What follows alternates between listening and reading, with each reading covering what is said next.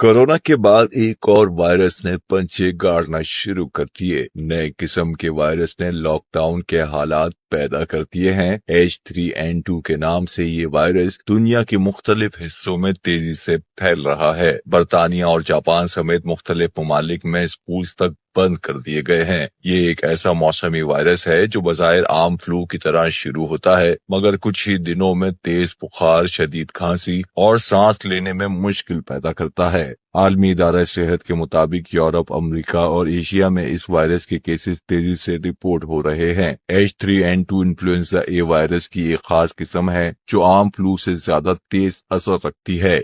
ये वायरस नाक, गले और फेफड़ों को मुतासर करता है और बुखार, गले की सोजिश, बदन दर्द, खांसी और शदीद थकन जैसी अलामात पैदा करता है। बूढ़ों, बच्चों, हामिला खवातीन और कमजोर कुव्वत मुदाफियत रखने वाले अफराद में ये ज्यादा पेचीदगियां पैदा कर सकता है। अगर बर वक्त इलाज ना हो तो नमूनिया का खतरा बढ़ जाता है। माहिरीन के मुताबिक हाथ धोने, मास्क का इस्तेमाल, मुनासिब आराम और फ्लू वैक्सीनेशन से इस वायरस से बचाव मुमकिन है।